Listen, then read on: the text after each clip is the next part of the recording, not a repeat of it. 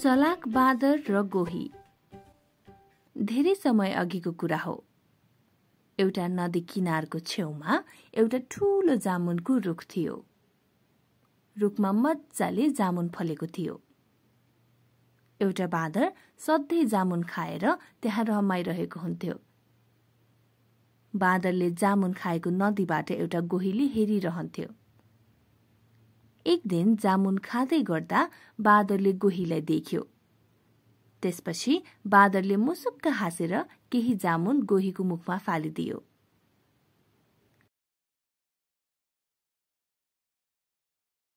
एक दुई दिनको भेटघाटपछि बाँदर र गोही नजिक हुँदै गए। केही समयपछि यी दुई घनिष्ठ साथी बने। त्यसपछि सधैँ जसो दुईजनाको भेट र कुराकानी हुन थाल्यो। एक दिन गोहीले भन्यो, पारी मेरी श्रीमती छिन्, उनका लागि पनि केही जामुन देऊ न। बाँदरले पनि निकै खुसी भएर जामुन टिपेर दियो। गोही श्रीमतीलाई असाध्यै माया गर्थ्यो। आहाराका लागि गोही आफै खाना खोजेर श्रीमतीलाई खुवाउँथ्यो। श्रीमतीको कुरा काट्न सक्दैनथ्यो। तर गोहीको श्रीमतीको स्वभाव भने अलि खराब र लोभी थियो। जामुन खान पाएर गोहीको श्रीमती खुसी भई। उसले सोधी, यस्तो मिठो फल कहाँबाट ल्याउनु भयो? कसले दिएको? गोहीले भन्यो, पारी नदी किनारमा मेरो मिल्ने साथी बाँदर छ, उसैले दिएको। गोहीकी श्रीमतीले सोची, आहा, यो फल यस्तो मिठो छ, यो फल खाने बाँदरको मुटु खान पाए कति मिठो हुँदो। बाँदर र गोही सधैँ नदी किनारमा भेट्ने र मज्जाले नअगाउन्जेल जामुन खाने गर्थे। यसरी नै दिन बित्दै गए। एक दिन बाँदरसँग छुटिएर जामुन बोकेर गोही घर फर्कदै थियो। गोहीलाई देख्ने बित्तिकै श्रीमती चिच्याएर रुन थाली। गोही हतार हतार के भयो भन्दै अगाडि गयो। तिमी किन रोएको? तिमीलाई के भयो?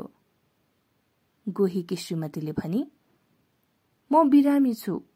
वैद्यले भनेको छ कि मैले बाँदरको मुटु खाएँ भने मात्र मलाई निको हुन सक्छ अनि बिमारीबाट मुक्ति पाउँछु।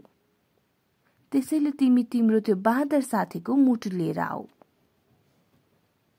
यसो सुनेर गोही चुपचाप बस्यो।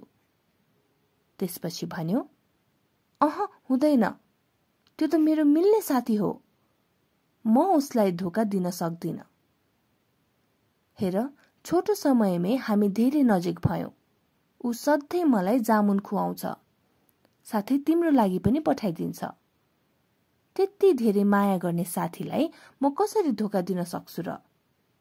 हेर, मलाई बाध्य नबनाऊ, यो तिम्रो इच्छा म पूरा गर्न सक्दिन। एकछिन श्रीमती गोही झनक्क रिसाई अनि ठूलो स्वरमा भनी, ठिक छ, आज मलाई थाहा भयो, तिमी मलाई भन्दा पनि त्यो बाँदरलाई धेरै माया गर्ने रहेछौ। आज मलाई बिरामी पर्दा समेत तिमीले मेरो साथ दिएनौ। अबदेखि तिमी मसँग बोल्नु पर्दैन। तिमी त्यही बाँदर साथीसँग गएर बस। श्रीमतीको कुरा सुनेर गोही एकछिन चुप लागेर बस्यो अनि दुखी हुँदै भन्यो, ठिक छ, तिमीले धेरै ढिपी गर्यौ, आजलाई भइहाल्यो। भोलि म बाँदरको मुटु ल्याइदिउँला। भोलिपल्ट सधैँ झैं बाँदरलाई भेट्न गोही नदी किनारमा गयो। त्यसपछि गोहीले भन्यो, साथी, तिमी र म निकै मिल्ने साथी भयौ। तिमीले मलाई जामुन पनि कति खुवायौ कति। तर मैले तिम्रो लागि केही गर्न सकेको छैन। त्यसैले आज म तिमीलाई नदी वरिपरि घुमाइदिन्छु ल। साथै मेरो श्रीमतीले पनि तिमीलाई भेट्न इच्छा गरेकी छिन्, उनलाई पनि भेटौँला। त्यसपछि बाँदरले भन्यो, मलाई त पौडी खेल्न आउँदैन, म कसरी आउने त? गोहीले भन्यो, तिमी मेरो जिउमाथि बस, म तिमीलाई घुमाइहाल्छु नि। त्यसपछि बाँदरलाई पिठ्यूमा राखेर गोही नदी तर्न थाल्यो। गोही र बाँदर कुरा गर्दै अगाडि बढ्दै थिए। नदीको बीच बाटोमा पुगेपछि गोहीले आफ्नो मनको कुरा लुकाउन सकेन।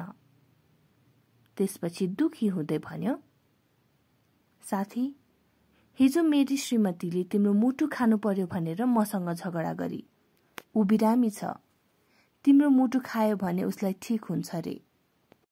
त्यसैले मैले तिमीलाई लिएर जान लागेको हो। मलाई माफ गरिदेऊ ल। निकै भावुक हुँदै बाँदरलाई आफ्नो मनको कुरा सुनाए। गोहीको कुरा सुनेर बाँदर एकछिन झस्कियो। यस्तो असल र मिलनसार साथीले धोका देला भने उसले सोचेको पनि थिएन। तर पनि नआत्तिकन उसले तुरुन्तै केही उपाय सोच्यो। त्यसपछि बाँदरले भन्यो, हत्तेरी, साथी पनि। अनि अघि नै भन्नु पर्दैन? मैले मेरो मुटु त त्यही रुखमा छोडेर आएको छु नि। ए हो र, अब के गर्ने? गोही बोल्यो। बाँदरले भन्यो, अब फर्केर जाउँ अनि मुटु लिएर फेरि आउँला। गोही बाँदरसँगै जामुनको रुखतिर फर्कियो। जब बाँदर नदी किनारमा पुग्यो, ऊ हतार हतार रुख चढ्यो। त्यसपछि रिसाउँदै भन्यो, हेर गोही, तिमी त विश्वासघाती र स्वार्थी रहेछौ। तिमीलाई साथी बनाएर मैले ठूलो गल्ती गरेछु। तिमीलाई थाहा छैन हाम्रो मुटु कहाँ हुन्छ भनेर? तिमी त महामूर्ख हौ। आजदेखि तिमी मेरो मिल्ने साथी नभई शत्रु भयो, पापी गोही। यति भन्दै बाँदरमाथि रुखको टुप्पोमा चढ्यो। गोही पनि श्रीमतीको कारणले एउटा असल साथी गुमाए भन्दै गल्ती महसुस गर्दै आफ्नो घरतिर फर्कियो। त्यसैले कोही कसैलाई पनि धोका दिनु हुँदैन। स्वार्थी हुँदा आफैलाई घाटा हुन्छ। एकछिन श्रीमती गोही झनक्क